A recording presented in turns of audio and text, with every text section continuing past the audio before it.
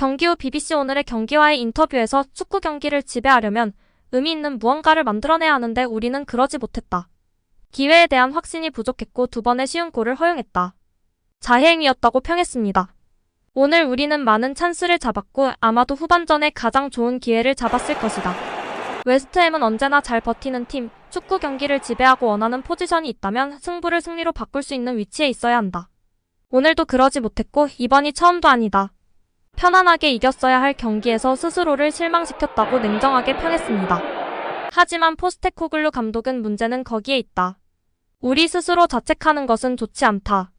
아직 우리는 팀으로서 갈 길이 멀고 오늘 그걸 보여준 것이라고 자평했습니다. 축구 경기에서 기회를 살리지 못하면 다른 팀이 항상 기회를 잡게 된다.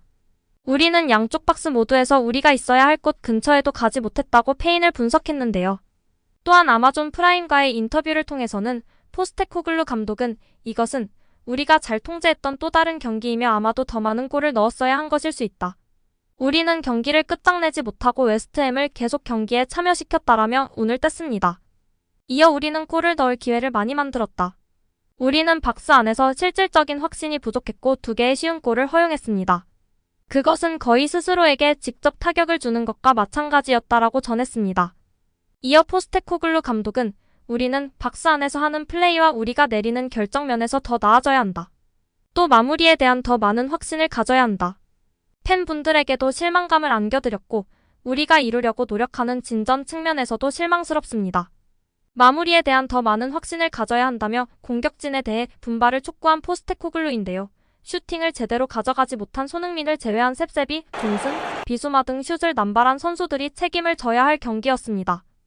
우도기의 치명적 실수로 결승골을 헌납하긴 했으나 실수는 할 수 있는 법이니까요. 실수보다 큰 것은 패스를 너무 안 하고 결정짓지 못한 클루셉스키, 존슨이 더 혼나야 할 것 같고요. 전반전 프리찬스에서 손흥민한테 패스 안 하고 욕심부린 비수마도 혼나야 할 것 같습니다. 정말 이렇게 결정력이 안 좋으면 제발 패스를 좀 하던가요. 한편 아스톤 빌라에서 활약했던 디온 더블리는 최근 호주 매체 옵터스 스포츠를 통해 손흥민을 극찬했는데요.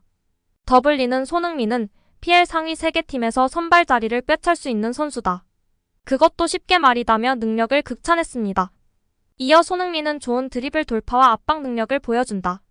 유효 슈팅을 성공시키기 위해 무엇이든 하고 있다.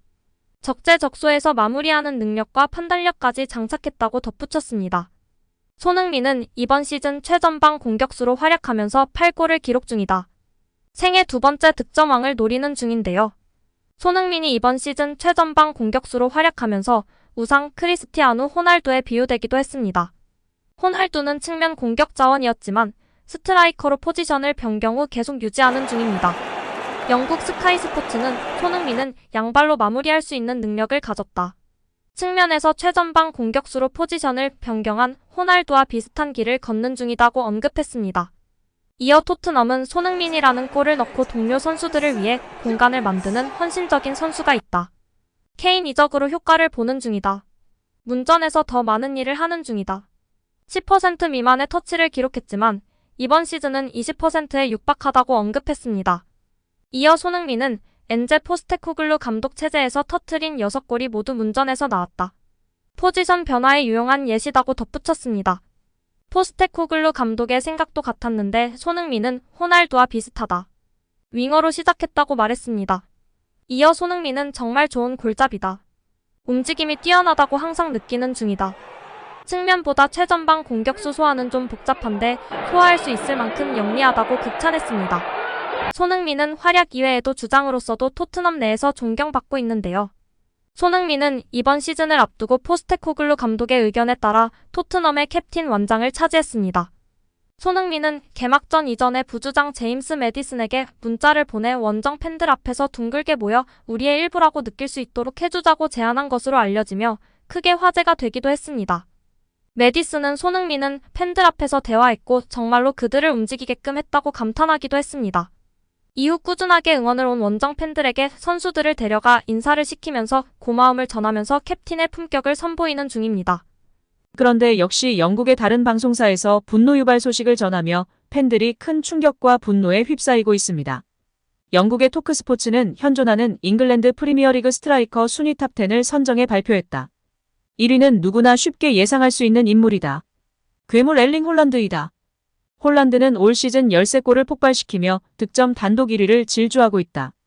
2위는 10골을 기록 중인 리버풀의 모하메드 살라였다. 하지만 살라는 이 명단에서 빠졌다. 스트라이커가 아니라서다. 살라는 윙어다. 라고 전했습니다. 그럼 다음 3위로는 올 시즌 원톱으로 나서 8골을 터뜨린 손흥민이 그 다음 순위로 오는 것이 일반적인데요. 그런데 손흥민은 8위로 밀려났습니다. 왜 이런 황당한 순위가 나온 것일까요? 이 매체는 출전 시간 대비 골수로 순위를 매겼습니다. 이어 EPL에서 총 10골 이상을 넣은 공격수를 대상으로 선정했으며 윙어는 빠졌다고 설명했습니다. 그러면서 이 매체는 토트넘 스타보다 브라이튼 앤 호브 알비온의 재능이 앞선다고 평가했는데요. 토트넘 스타는 손흥민이고 브라이튼의 선수는 에반 퍼거슨입니다. 퍼거슨은 올 시즌 5골을 넣었습니다. 득점 랭킹은 12위입니다.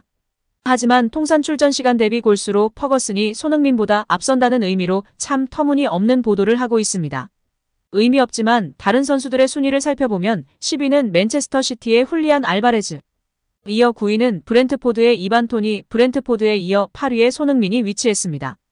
이 매체는 손흥민에 대해 손흥민은 윙어로 뛰었지만 올 시즌 해리 케인이 떠난 후 최전방 스트라이커를 소화하고 있다. 당초 히샬리송이 최전방으로 예상됐지만 엔제 포스테코글루 감독은 손흥민을 전면에 내세우는 대담한 전략을 썼다고 설명했습니다. 이어 손흥민은 2022년 살라와 함께 골든부트를 수상한 후 지난 시즌 컨디션이 떨어졌다. 하지만 올 시즌 최고의 상태로 돌아갈 것으로 보인다. 손흥민은 새로운 역할을 맡았음에도 활약을 펼쳤다. 이것이 더욱 인상적이다고 평가했습니다. 1위는 앞서 말씀드린 대로 홀란드였는데요. 그는 압도적 기록을 가졌습니다. 무려 78분 만에 한 골씩 넣었습니다. 근데 여러분들도 많이들 아시는 것처럼 프리미어리그 공식 사무국에서 발표했던 빅찬스 미스 1위가 압도적으로 많았던 홀란드가 1위였는데요. 이번 기록과 함께 보면 정말 맨시티가 압도적으로 상대팀을 요리하면서 혼란을 지원해주고 있다는 사실이 더욱 커지는 것 같습니다.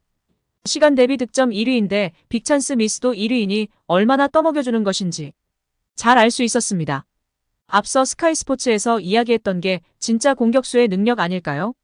기대 득점 대비 더 많은 골을 넣은 순위 1위가 메시, 2위가 손흥민, 3위 케인, 4위 음바페였습니다. 제발 이런 기록이 영국 전역에 더 많이 보도되고 해야 할 텐데요. 기대 득점 대비 골을 더 많이 넣은 선수가 전 세계 통틀어 손흥민 선수가 2위입니다. 이 엄청난 기록이 더욱 빛을 발했으면 좋겠네요. 우리 손흥민 선수 부상 조심하시고 이번 A매치에서도 다치지 않고 행복 축구하길 응원하겠습니다. 오늘 영상은 여기까지입니다. 끝까지 시청해주셔서 감사합니다. 늘 건강하시고 더 좋은 영상으로 찾아뵙겠습니다. 구독과 좋아요도 잊지 마시고 부탁드립니다. 감사합니다.